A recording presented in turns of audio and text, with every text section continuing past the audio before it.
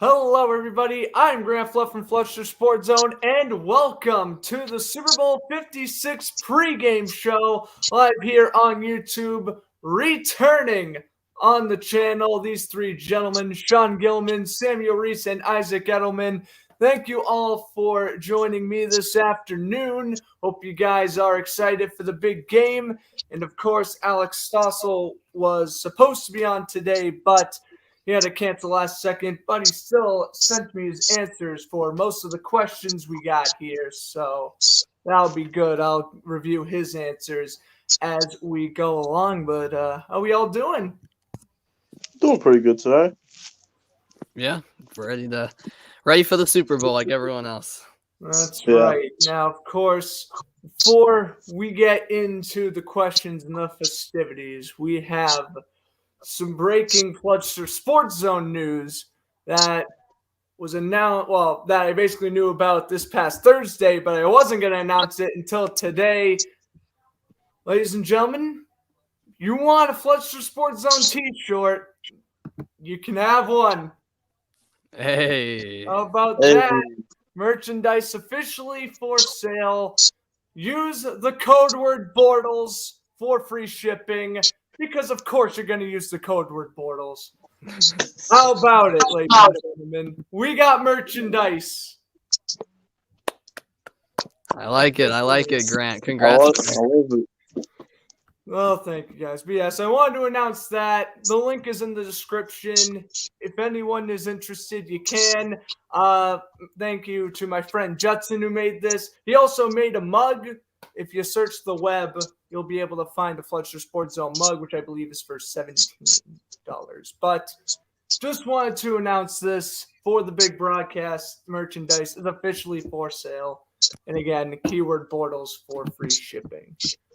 All right. With that out of the way, I guess we should dive in. So obviously, Pro Bowl was, I think they personally get worse and worse every year. But I will say the AFC and NFC championship games did not disappoint. Obviously, the Bengals being the Chiefs in overtime and the Rams' incredible fourth quarter comeback against the 49ers led us to the Super Bowl matchup. This will now be the youngest head coaching matchup in Super Bowl history, with Zach Taylor being 36 and Sean McVay being 38. Ain't that crazy? Yeah.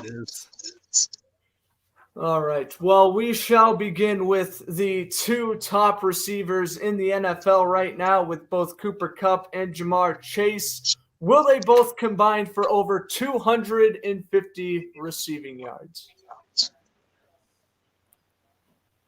And anyone can go first. It depends. I feel like Cooper Kupp could definitely have a 100-plus yard game, but Jamar Chase is also being covered by Jalen Ramsey, so this is a big put-up or shut-up game for Jalen Ramsey. See if he can cover Chase. Absolutely. Yeah, I tend to agree there. I'm not sure. I feel like it could be close, but I'm probably gonna have to go under there. I think Cooper Kupp will have no problem. Well, not no problem, but I can definitely see Cooper Kupp having over 100. But yeah, Jamar Chase against Jalen Ramsey, I think that's the intriguing matchup that many of us are looking forward to. And so maybe Chase will prove me wrong, and maybe he'll have a standout performance where he dominates Ramsey, but I just can't see that happening. I feel like Ramsey's going to quiet down Chase, and for that reason, I think Chase will be the letdown here when it comes to the combined yards between the two, and I think it'll be under 250 between Kupp and Chase when all is said and done. All right, Isaac? Yeah, I agree with both of you, and I would agree with the under, even if it was under 200 yards. I just think that T. Higgins and Odell Beckham are going to have big performances. And it's not because Jamar Chase and Cooper Kupp can't create open space against one of the league's best defenses, because they could do that. But I just think, the focus is going to be on Chase and Kupp, and that's going to allow Odell and T. Higgins to put up a large amount of production. So I would go with the under, even if it was under 200, and if it's under 250, I would definitely pick the under. All right. Yeah, I think I would agree with you guys as well. I got to pick the under 250 here because, especially for both these teams, I mean, both of these wide receiver cores are loaded. I mean, for the Bengals, you guys mentioned T. Higgins. We aren't even mentioning guys like Tyler Boyd. And then for the Rams, of course, mentioning OBJ. You're not even bringing up Van Jefferson. These two wide receiver cores are one of the most deepest in the league. They're going to be spreading out the ball, especially Burrow. He'll even be targeting his tight ends. I think C.J. Uzomah, who is cleared to play after suffering an ankle injury in that AFC Championship game, he is ready to go. He's been targeting him a lot in the wild card round, a lot in the AFC Championship before his injury. So I will go with the under 250 there, and of course expecting big performances out of Boyd, Higgins, Odell Beckham, and the rest of the gang there. So now moving primarily on the Rams wide receiver side, of course, bringing in Odell Beckham Jr. midway through the year has helped out the Rams wonderfully.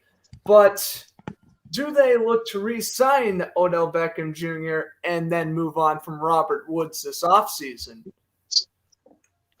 I could definitely see the Rams giving OBJ a good offer.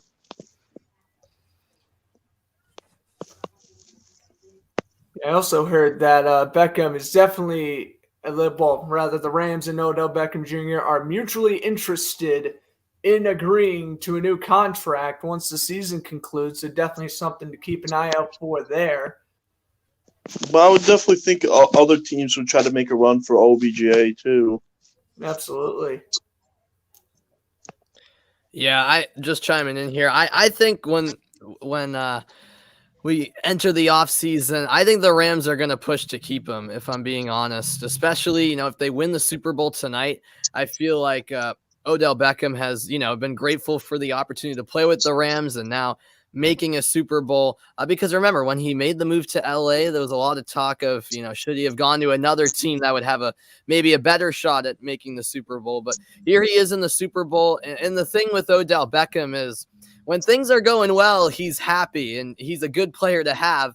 The only problem with him is that when things aren't going so well, I don't really think he's someone who can, overcome a little bit of adversity. And he tends to I see him as someone who, just based on his past career, is someone who can get frustrated quickly and kind of become a little bit of a pill in the locker room, I guess you could say. So that's the thing. I think the Rams have to be careful with, if they do give him a contract extension, how many years that contract extension will be, because if things do start to go downhill in the next couple of years for the Rams, or even next year, I can easily see Odell wanting out. That's just the type of player he is.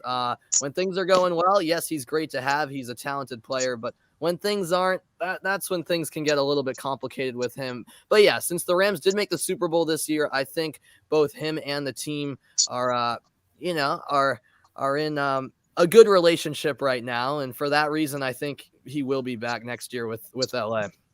For sure. Isaac, anything else? Well, it's definitely not going to be a bad idea for the Rams to re-sign Odell. I just don't see it happening. It just seems like Odell's going to bounce to another team this offseason. I do not really have evidence for that. I just feel like that's going to be the case, because every year you can always say, oh, the Dolphins should re-sign blah, blah, blah, but it never happens. And that's why with these free agent predictions, it's very hard to predict actually the landing spot for a specific player.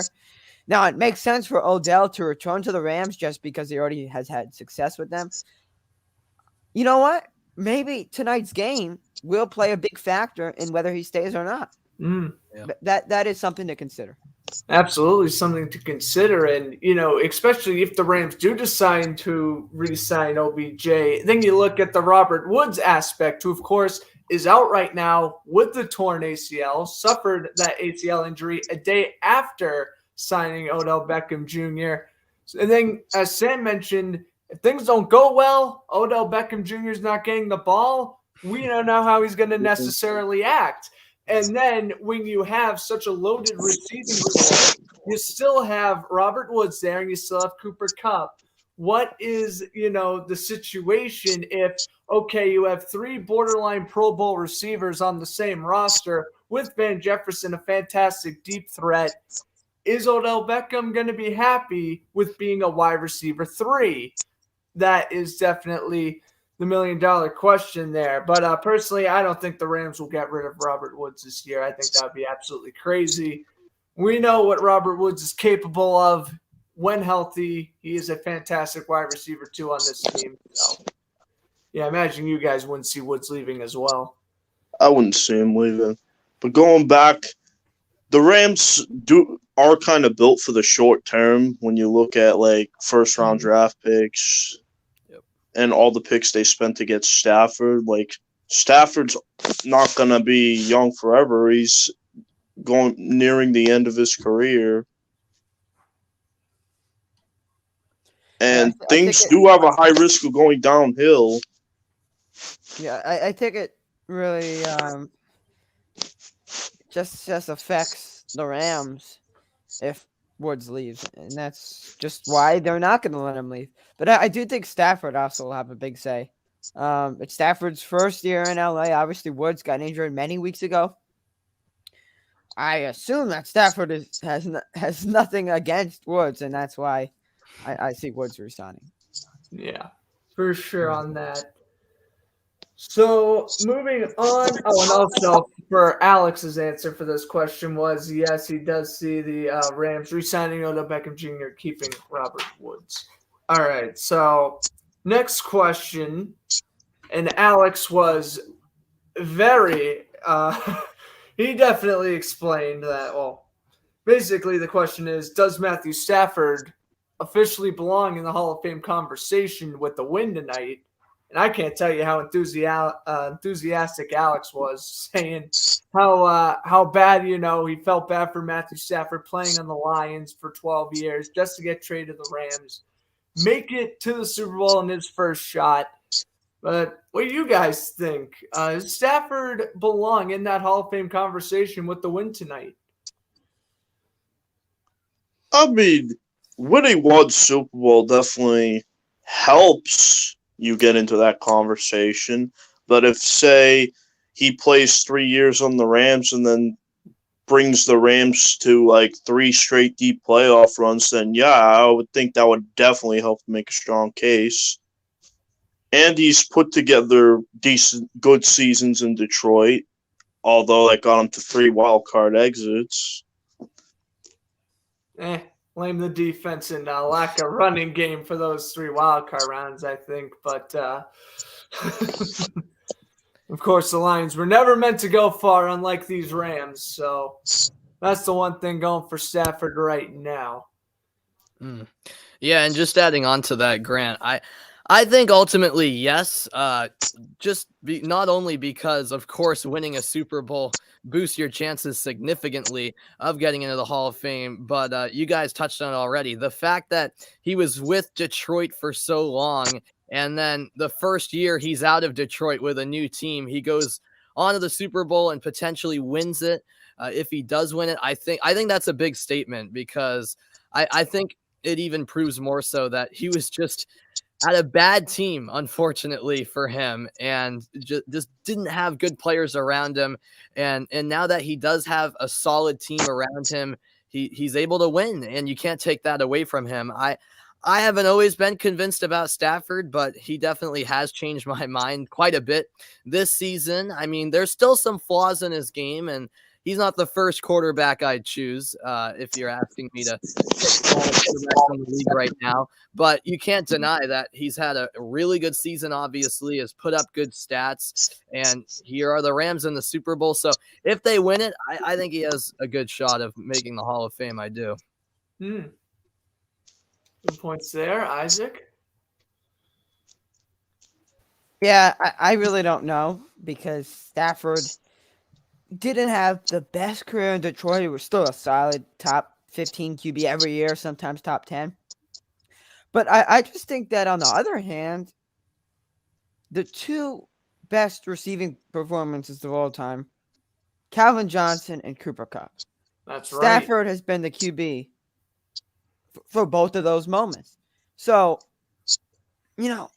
it's tough. I feel like this is one of those cases where you can easily argue against making the Hall of Fame, or you can easily argue him for making the Hall of Fame. But to answer your question, because I don't want to go away from your question, if he loses tonight, I think he'll have another chance in the future. This Rams team's talented.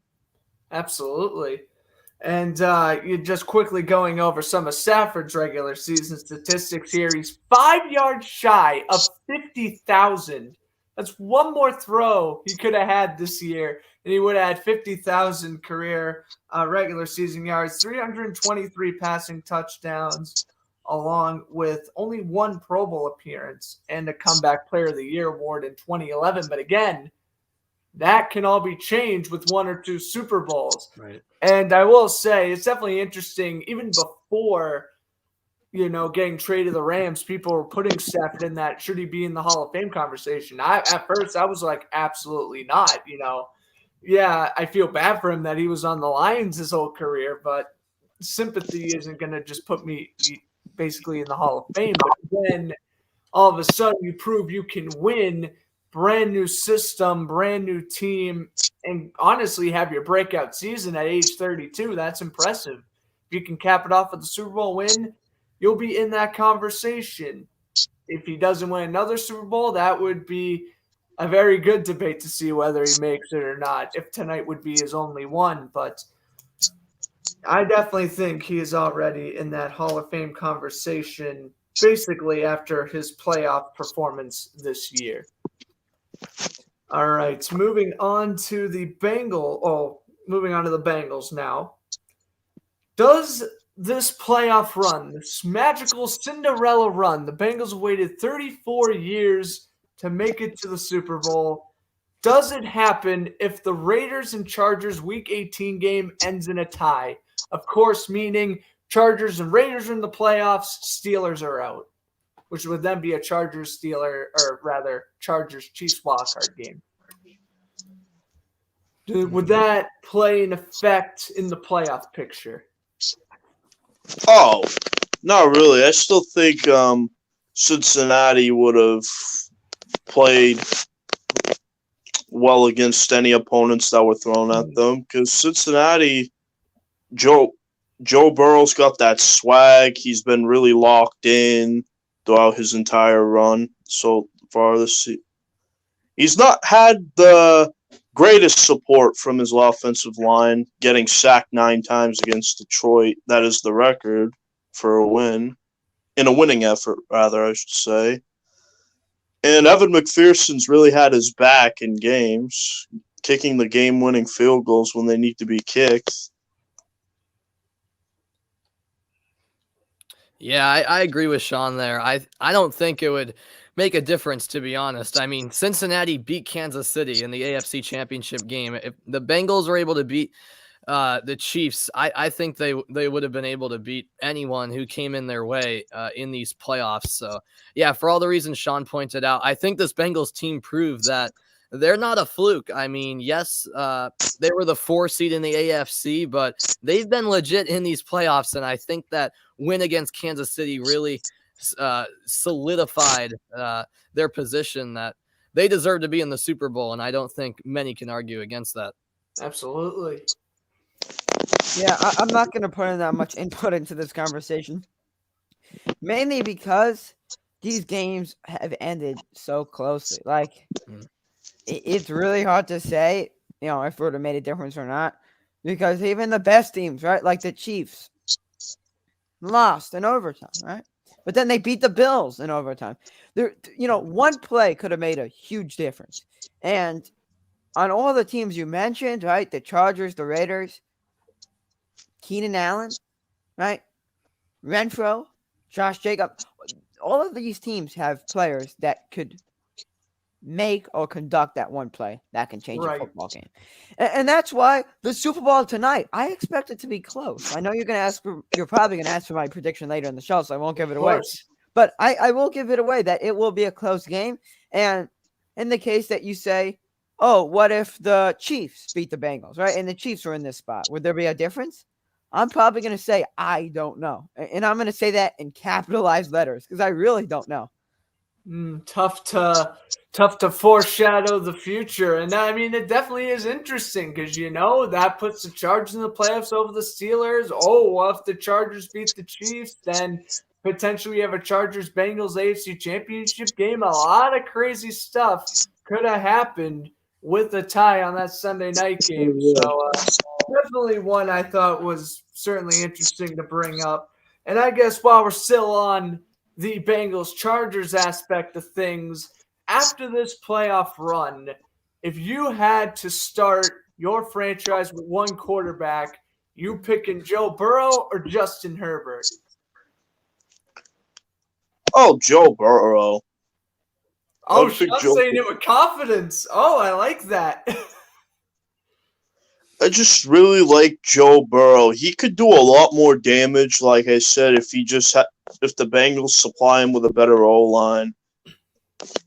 He runs a little bit like Herbert.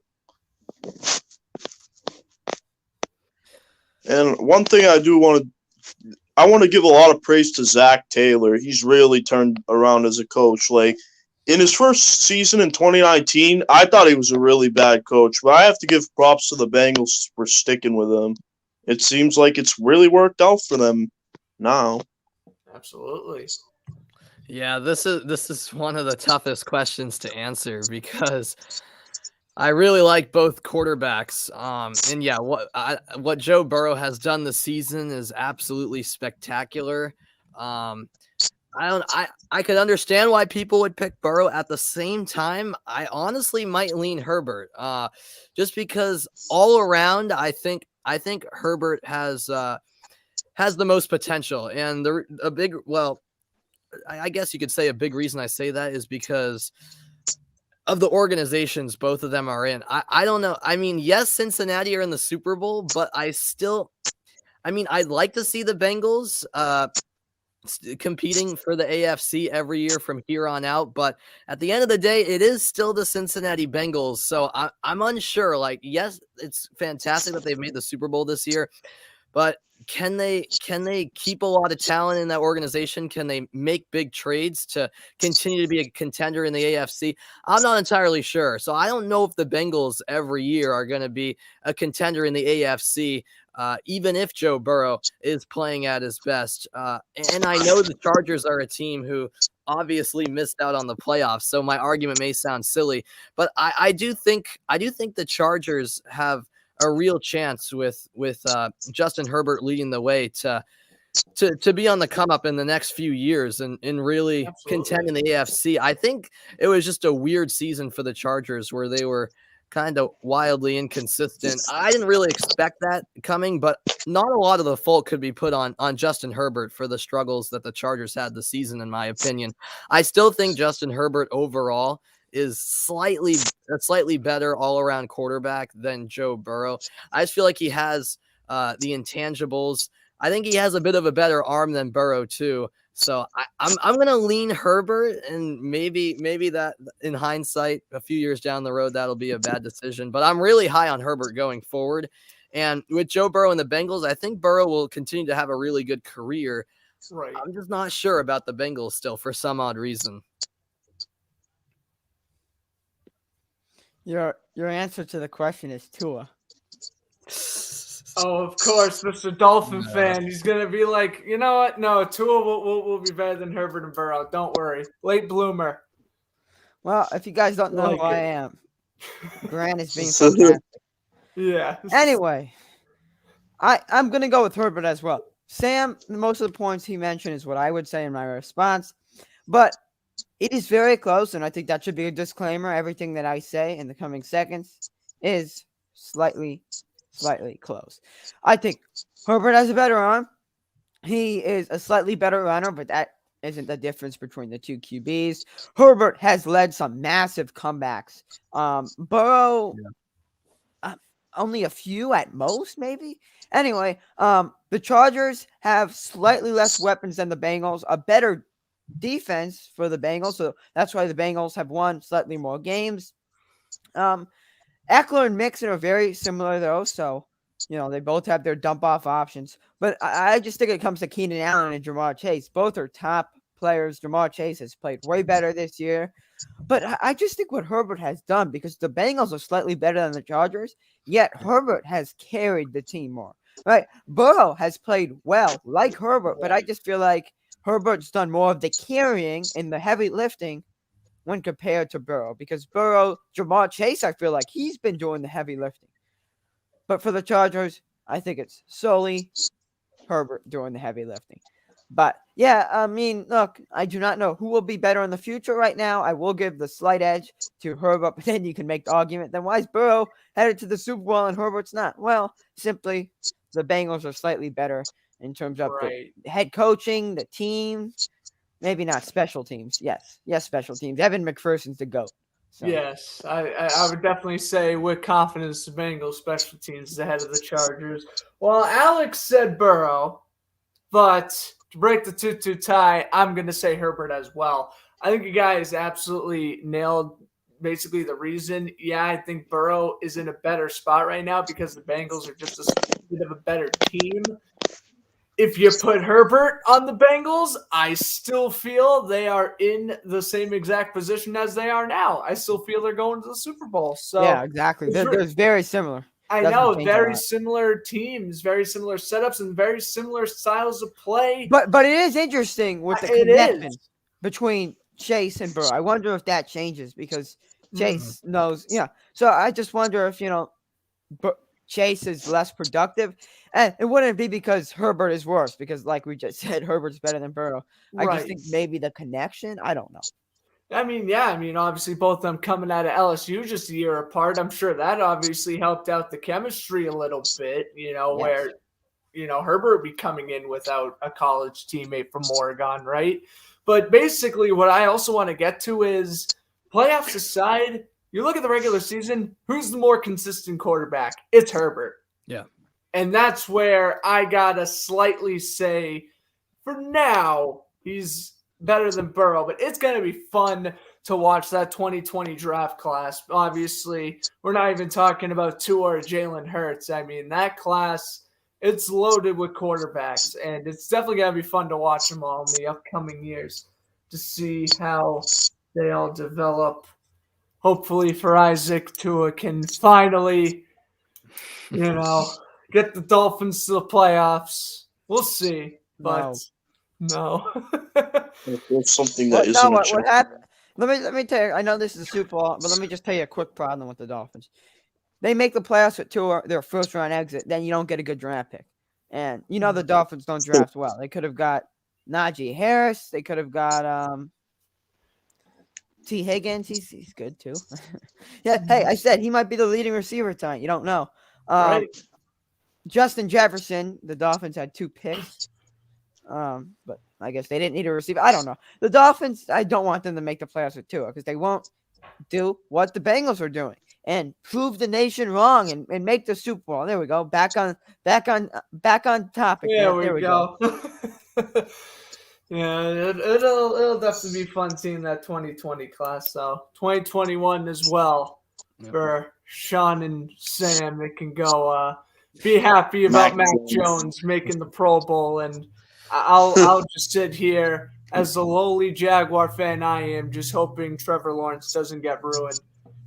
Although Mac has his doubters already, definitely. Mac's got his doubters. I mean, my friend Mac Jones is the worst quarterback in the league, and hey, Mac Jones, if you're listening to this, because I heard you're close friends with Sam Reese, you've earned my respect. Thanks for doing the gritty at the Pro Bowl. I love you, man.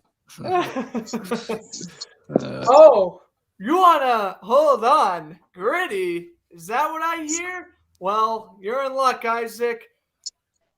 One of my questions was, in a gritty contest, who's winning between Jamar Chase and Justin Jefferson? Oh, this is nonsense. I had to have one nonsense question in there. Give me Jefferson. Probably go with Justin Jefferson on that one. Yeah, I'm gonna co-sign with everyone else there. Not much more to be said. I'm not the expert here on dances. No. Give me Adam Schefter. No, I'm about to say Adam Schefter. Wait, do you think it's true that he tore? Doing the gritty. Do you think that's true? So funny. Is that true? Apparently, according to Schefter himself, it is. I don't know. It's crazy. I don't know. I don't know how to believe it, but if it's real, that is insanity. Alex went with Jefferson. I'm gonna go with Jefferson as well. He's just been doing it longer. I don't know. You Wait, got time out. more during the Pro Bowl. I don't know. But I have a question for you, Grant. Sweep to Jefferson there. I have a question for you, Grant. Do you think Jamar Chase does the gritty tonight? Ooh, catches a touchdown, yes. So if he doesn't catch a touchdown, he doesn't do it? Right. Okay. Catches a touchdown, yes. If he don't, no. Because That would be then I kind of feel foolish that'll- to do the gritty. Because then I if you feel like don't he'd make just a be coming touchdown off catch. as like kind Right. of. This is the first Super Bowl with the gritty in existence, so it could be a Super Bowl curse. We do not know. Oh, true. Very true. We could have the gritty curse. Chase does a little gritty touchdown up by 10 or something, and maybe that just sparks a Rams comeback. You never know. Kind of like how in 2019 when the 49ers took that group picture and then Patrick Mahomes came back in 54. You never know. Don't taunt. Oh, the group That's for all- photo that's was for all so dumb. Teams were overusing that in the 2018 season. I Yeah. can't remember what defense from 2018 that didn't do the team photo after a turnover. The Jaguars, because they couldn't get the ball. Oh, for real. We don't bring up that 2018 Jaguars team though. Oh, 5-11 we do. after an AFC Championship game. Sad. Well, anyway, back to the Rams side of things. And I felt when I was coming up with this one, I thought this one's going to be controversial. But since Eric Weddle has been out of the NFL since 2019, and since he is replacing Jordan Fuller, who suffered an injury before the playoffs, does this raise the almighty question of, is Eric Weddle a ring chaser? Wow. If Eric Weddle, he most definitely is. I mean, why come out of retirement now when you've been out of the league for 2 years? If the Rams, I'm surprised he didn't do that last year if he was ring chasing. That's a hard question. Yeah. Yeah, I mean, it is a bit of a hard question because, I mean, technically, he is making an actual contribution to the team. True. That is true. But when you haven't been with the team all season and then you just come in, in the playoffs when you know they have a good shot at winning the Super Bowl, I don't know. I'm a little bit torn on it. But I guess I'm going to say he is a ring chaser. How about it? Because I don't know. I just have a bad feeling about towards people who just. I mean, I understand he's technically helping the team in one sense since he is playing, for an injured starter. But at the same time, just joining the team now and coming in to potentially win the Super Bowl, that leaves kind of a bad taste in my mouth. But that's just me. I mean, I can certainly see the other side of the argument. All right, Shawn. Sam thinks he's ring chasing. What about Isaac? He is, but I don't blame him. That's fair. That's fair. That is short and simple. I like it. I also think Eric Weddle couldn't have done that in 2021 because Jared Goff, wasn't he injured for the playoffs too? Oh yeah, that's why they. Yeah, that is true. He was injured for the first round anyway. But that's interesting though because maybe Weddle would have came back last year, but he didn't because there wasn't a major injury to the secondary. I don't know. It really does raise the tough question of is he or is he not? I mean, my personal opinion, he is. Listen, you just can't come back nearly 2 years after retirement and just join a Super Bowl contending team. I feel like the only athlete who really could have gotten away with this if Larry Fitzgerald signed with the Cardinals before the playoffs. Because, at least with that, you understand, hey, Fitzgerald's been on the team for, 16, 17 years at that point. If Fitzgerald's going to retire as a Super Bowl champion, let him sign with the Cardinals for the playoff run, right? But someone like Eric Weddle, again, he didn't even play the previous year, and then he's helping out. He's made quite a few tackles, but again, this isn't like Kevin Durant type ring chasing, I would say, but it's definitely it's not blatant ring chasing. It's just something I personally wouldn't have done if I was Weddle. But yeah, I got to agree with you guys. I think he is. It's not the most blatant ring chase of all time or anything like that. But yes, I do think to a sense, Weddle was definitely thinking, hey, I win a Super Bowl. I can officially retire with a ring. All right. On to special teams. And I already know Isaac's answer. You had to choose who is going to be an X factor in this game. Johnny Hekker, Evan McPherson.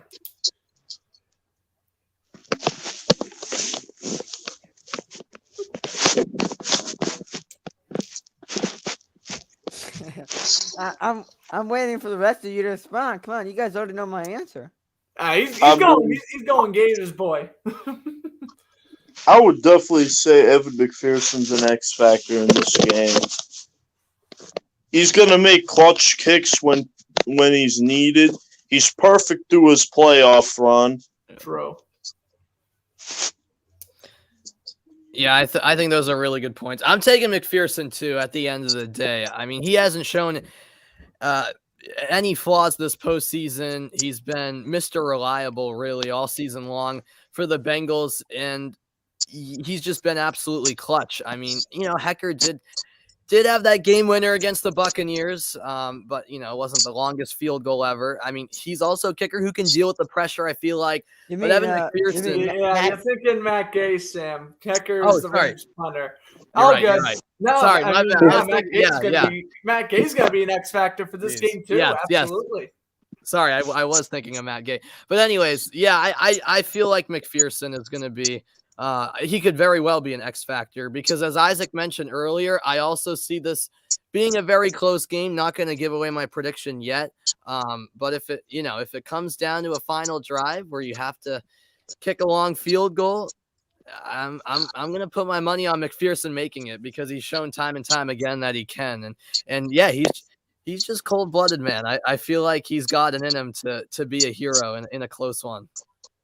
Alex got McPherson. I got McPherson as well. But the reason why I brought that up is because, remember, in Super Bowl 53, Johnny Hekker set the record for most punting yards in a Super Bowl. And this is a punter who does have 3 All-Pro appearances.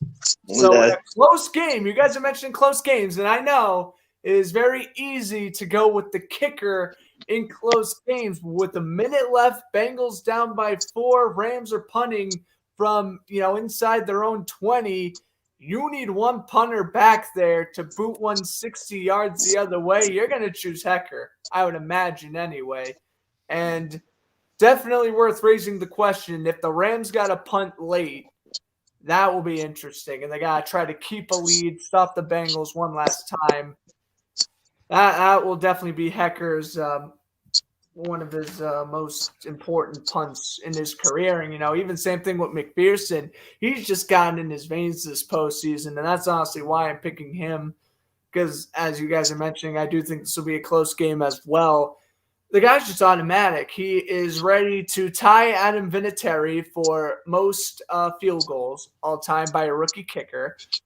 And I think he also already passed Justin Tucker for some playoff rookie kicker record as well. So the guy's just automatic. Already's kicked 2 game winners in back-to-back rounds. No pressure on Evan McPherson, so that'll definitely be fun to watch special teams wise. Well, look, for Johnny Hekker, he has to understand that Pat McAfee hasn't won a Super Bowl. So if Pat McAfee hasn't won a Super Bowl, he might have to. So. Well, that's right. Pat McAfee. Oh boy, he's an interesting one, isn't he? I should have worn my For the Brand hoodie for this, but love Pat McAfee. Wish the Colts got him a Super Bowl. Maybe Pat McAfee will ring Chase. Who knows? I mean, with the WWE, anything's possible with him, right? Well, a punter could be old, so. True. That is true. All right, back to the Rams and re-signings. Von Miller set to become a free agent. They have the cap to bring him back. What are they going to do? I personally think that they will re-sign him if they have the money because he's just been a great contributor, fantastic pass rusher. You know, he already has one Super Bowl MVP to his name. Maybe he gets another strip sack that leads to a touchdown. He's got 2 by the end of the night. I will certainly think the Rams could re-sign Von Miller if they have the cap space to do so, of course. Because Von Miller is a really great partner with Aaron Donald. And he's kind of gone back to his prime form a little bit. Yeah, I think they'll resign him as well for a couple of reasons, which some have been already mentioned. But the fact that Von Miller, this is his first season in LA and everything has gone very well and they have the chance to win the Super Bowl tonight. I think a big reason has been additions like Von Miller, of course, and earlier we mentioned Odell Beckham, and also with those additions that the Rams made, including Stafford, the Rams gave away a boatload of draft picks. So Shawn mentioned it. This is a short-term plan, and the fact that it has gone very well in year one, if you like, with this new team, I don't think they'll be content with just one Super Bowl. I think they want to win, maybe another one next year because they'll have the next 2-3 years in mind and before everything may come apart a little bit. But I think they're hungry for more. And for the reason that they've made the Super Bowl this year and could go on to win it, of course, tonight, I think they want to keep the whole clan intact and bring as many people as they can back next year with a similar team who's proven this year that they can compete for a title. So I think with the eyes on the short term and how well this first season has gone with Von Miller in LA, I think they're going to bring him back to try to make another Super Bowl run.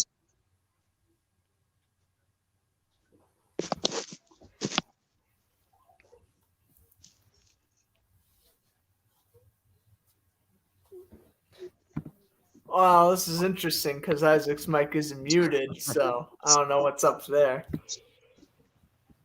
Hey, what's happening? There we go. There you go. Okay, sorry. I really don't know what is going to happen with Von Miller and the Rams. I think Von Miller will go to the Broncos. Ooh. You know what was interesting? Alex said he was either going to go back has to Von Miller Denver. played for the Broncos? Hasn't he played for the Broncos? And that's interesting because Alex said he was either going to retire or sign back with Denver. So very interesting. You went down that he's going back to the Broncos route.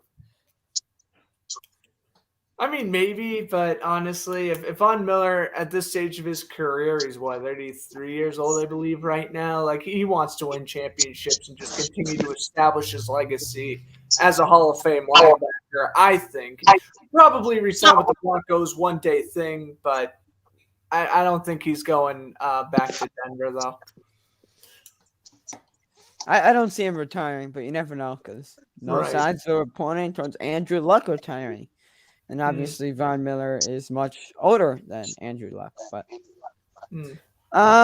yeah, maybe Tom Brady retired, and maybe it's Von Miller's time because Von Miller was only playing in the NFL to, just get Tom Brady, right? Scare him. That was the case back in the days of basically 2013 to 2016, I guess, when the Broncos. Yeah, I remember that AFC Championship. The Broncos beat the AFC Championship game was insane. No offense, Shawn and Sam. Well, I remember it well. Well, you're offending me because I remember the Patriots needed a 2-point conversion to tie it. Yeah. No one was open, and Brady threw it to Edelman, a small guy. There's 4 people around him. I don't know. I don't know what Brady was thinking, but that ended the game. So that 2-point conversion ended the game. But how about that Gronk touchdown to lead up the 2-point conversion? He was literally double covered and just went classic Gronk, get up and just put your hands up and you catch it. Unreal. Exactly. Yep.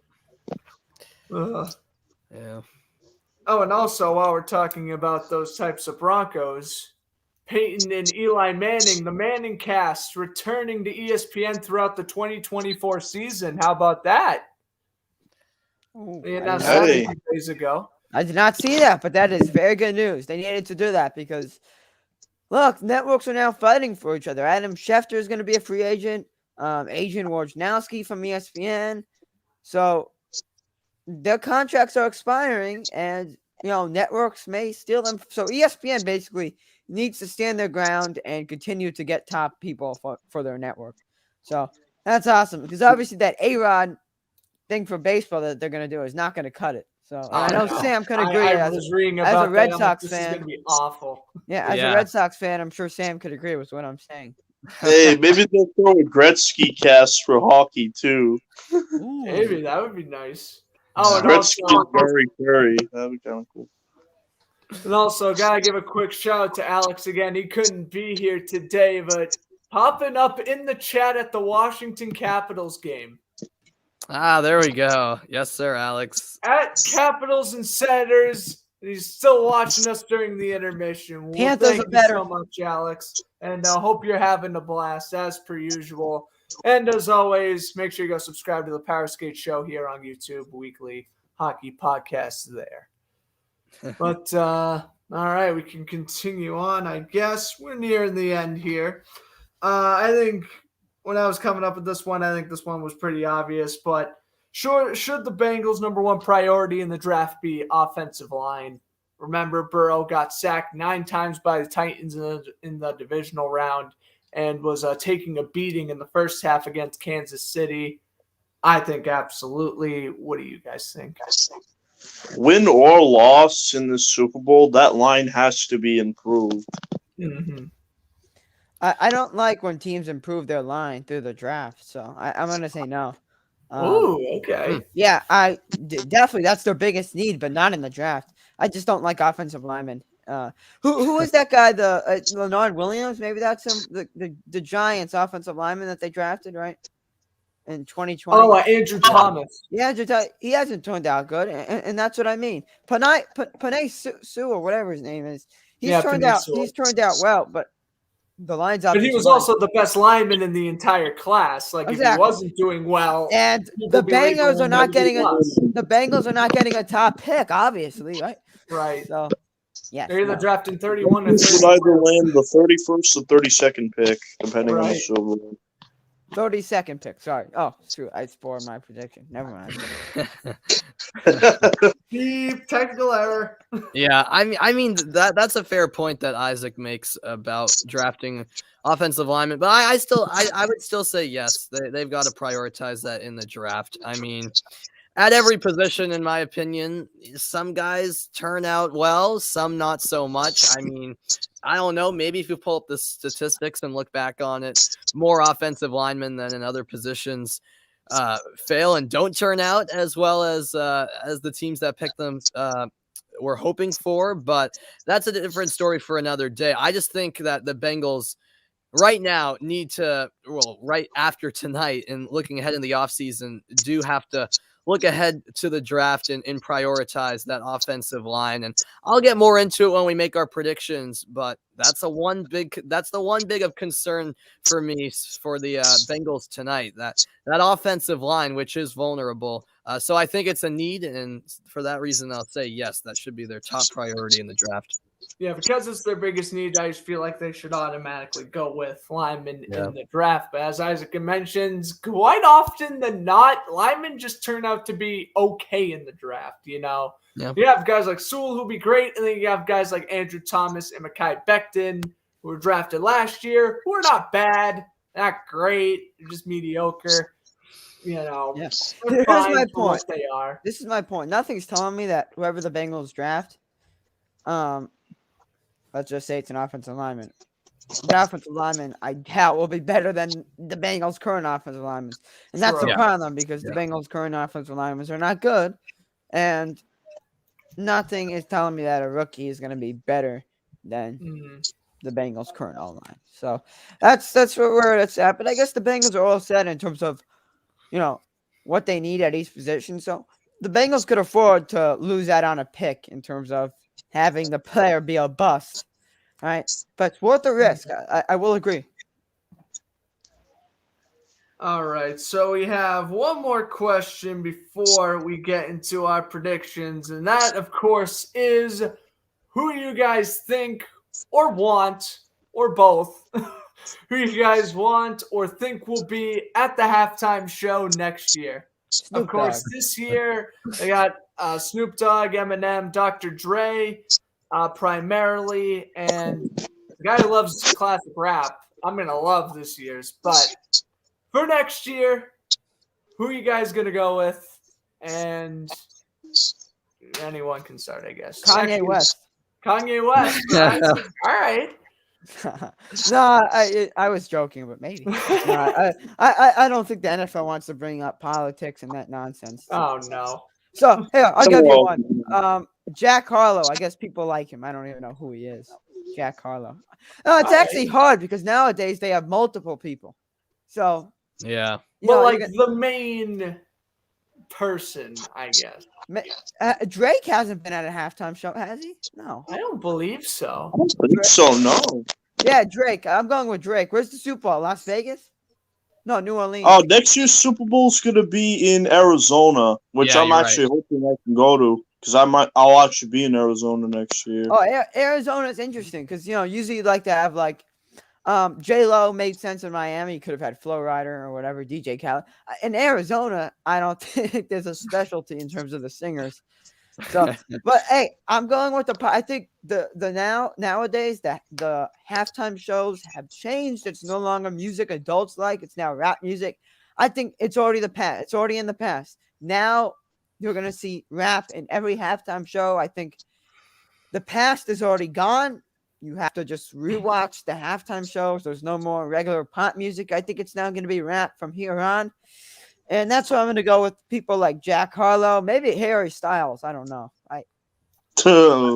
Alex said Harry Styles. Look, Alex also said Billie Eilish, and I'm like, oh, I do not like any of the singers I'm saying, but I'm just going off of popularity because look, usually men are watching the Super Bowl because of football, right? But they're trying to get non-men or non-football fans to watch the halftime show. So that's why they had Ariana Grande one year, right? And J-Lo.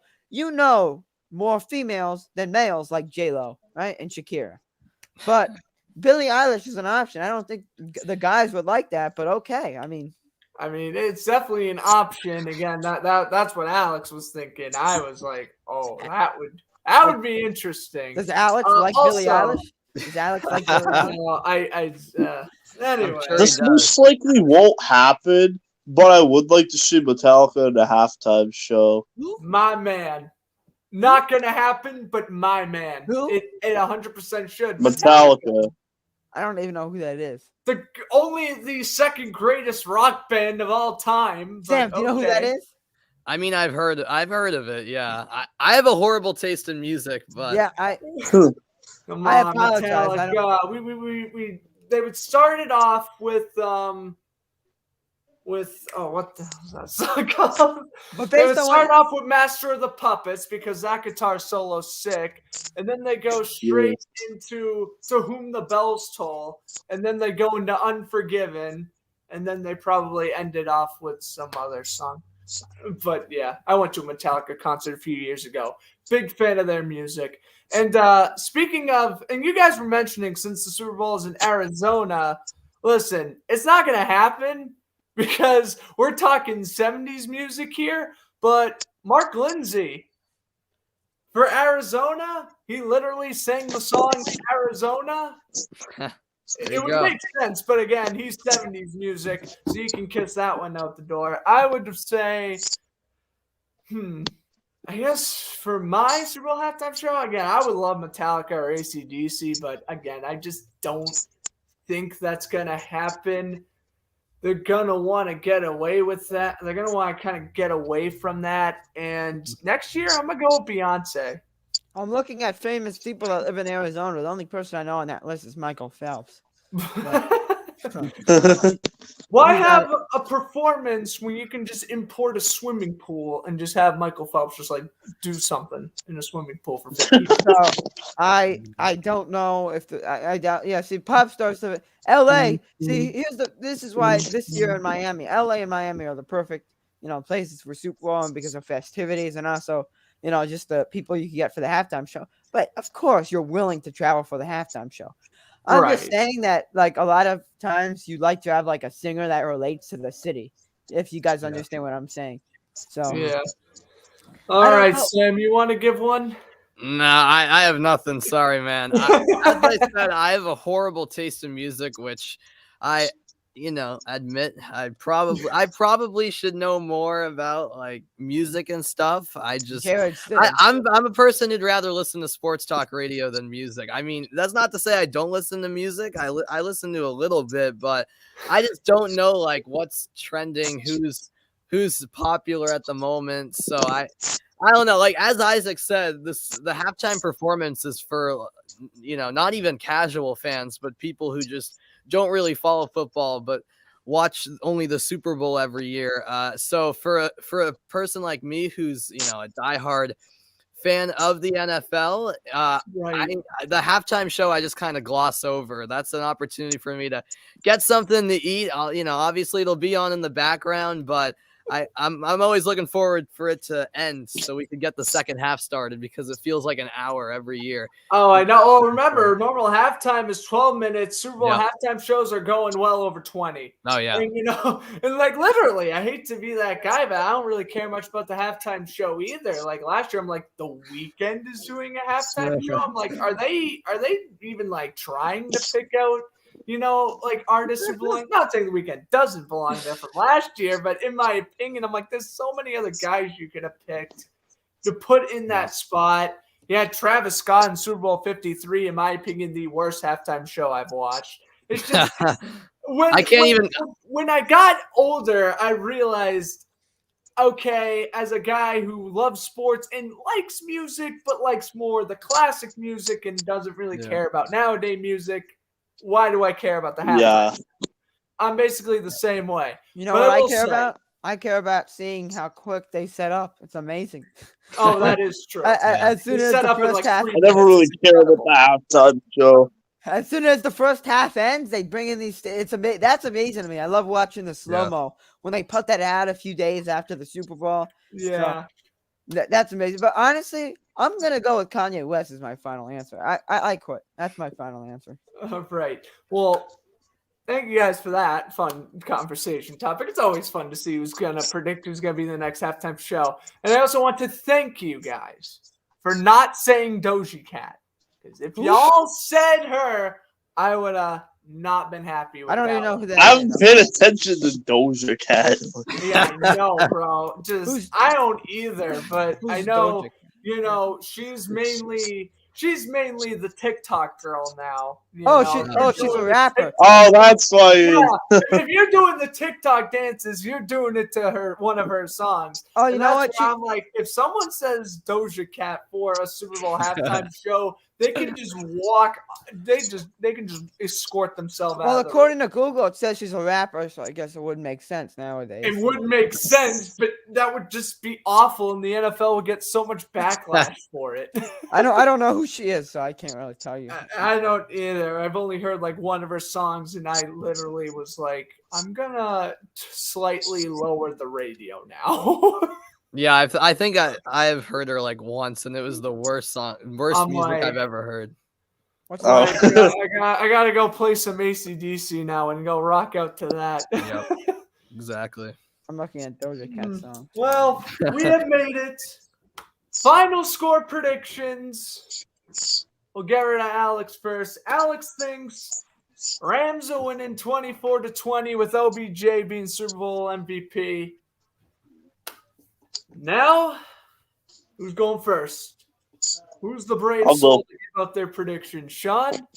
I'll say Bengals 34-31. Evan McPherson, game winner with 3 seconds left on the clock. All right. I like it. All right. I got to respect that. But I'm going to go with the Rams. I think at the end of the day, it's going to come down to the Rams defense against that offensive line of Cincinnati. I mean, the Rams just have absolute monsters on their defensive line. Let's be honest. And I'm not convinced Cincinnati's O-line is going to be able to deal with that. So I could easily see Burrow hitting the deck more than a couple of times in this one, whether it's sacks or pressures. And yeah, I could see Cincinnati just not being able to find an offensive rhythm because of that Rams defense. I still think they're going to put points on the board. As I say, 31-28 is my final score prediction, but I give the Rams the slight edge primarily for that reason. I think Burrow is still going to ball out, give them a legit chance to win it, but LA gets it done just barely. I think it's going to be a great game and a Super Bowl to remember. Final score? 31-28. That's my that's my lock. Yep. I'm gonna go with, and I'm gonna say I took some time on this, and I'm still wondering. I'm gonna go Bengals 30, Rams 27. I love That's it. it. We all got close games. I expect Evan McPherson to kick a game-winning field goal, but I do expect there to be a few seconds left on the clock for Matthew Stafford to try to do something. So. So you're thinking game-winning field goal with like 30 seconds left instead of 3. Yeah, exactly. I got what you're saying. It's still a All game right. winner. Still a game winner. Oh, absolutely. Anything within that, especially within that 2-minute warning span, that's a game winner to me. But my prediction, I got the 31-28 final score in which the Cincinnati Bengals win. I love it. We all got like Evan McPherson comes down to the last second, Except kicks Sam. a I don't know game-winning what field Sam's goal. thinking. Or in Sam's case, he's got Nick what, Folk. Matthew Stafford. He's going to do some magic like he did in Tampa Bay. Throw the long bomb to Cooper Kupp with 30 seconds left. Get Matt Gay out there for the chip shot, and they win. I love how we all predicted close games. And Cooper Kupp ended definitely Brady's career. close.